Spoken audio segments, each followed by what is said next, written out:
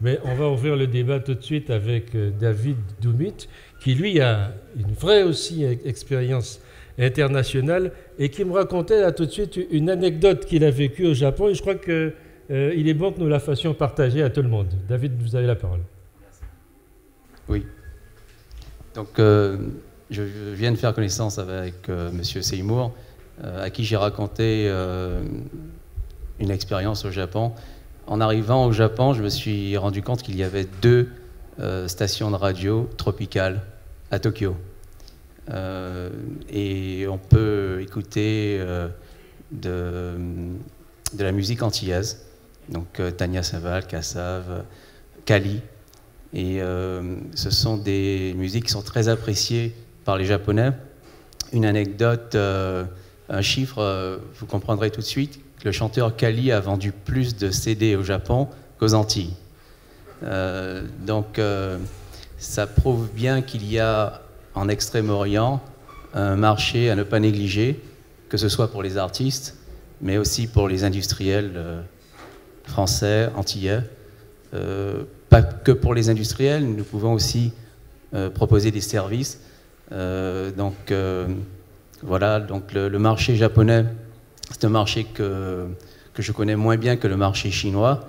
Je connais le marché japonais parce que j'y ai fait une partie de mes études. Le marché chinois, je le connais pour avoir investi en Chine, où j'ai ouvert 2 usines de fabrication de panneaux photovoltaïques et de chauffe-eau solaire. Alors, quel message, quelle expérience vous allez nous faire partager dans cette conquête de l'international? Je rappelle que vous êtes parti des Antilles pour aller vers ces pays, et c'est ça qui est intéressant. Donc,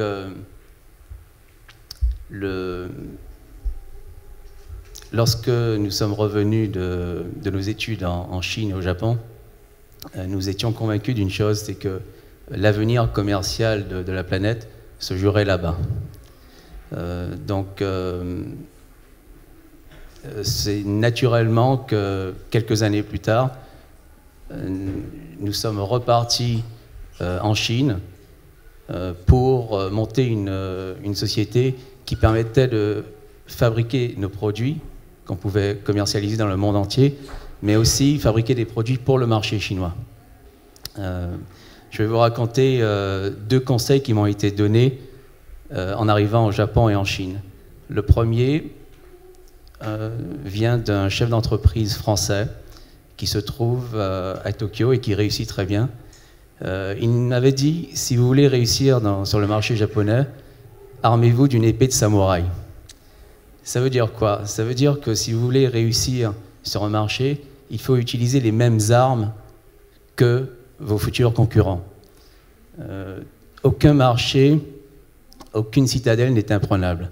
Il suffit de voir comment les entreprises qui ont réussi ont pu percer, s'inspirer de leur modèle, regarder attentivement les spécificités de chaque marché et se lancer. Le deuxième conseil qui m'a été donné vient d'une amie chinoise, une chef d'entreprise, qui m'a dit la chose suivante. Il y a 60 ans, pour voir son marché, il suffisait de monter sur la tour Eiffel et on avait une délimitation du marché qu'on devait conquérir. 60 ans plus tard, pour voir son marché, il faut monter sur la Lune. Et effectivement, elle a raison, le marché, c'est la planète entière. Votre origine a-t-elle été une difficulté pour vous adapter à ce marché qui est bien spécifique? Non, pas du tout. Je pense que, bien au contraire, le fait de venir des Antilles, je viens de la Guadeloupe, je vis actuellement en Martinique, le fait de venir des Antilles nous donne un avantage par rapport à une entreprise métropolitaine, tout simplement parce que pour réussir à sortir des Antilles, aller vers la métropole déjà, qui est un premier pas, vous devez avoir cette capacité d'adaptation. C'est une condition pour réussir.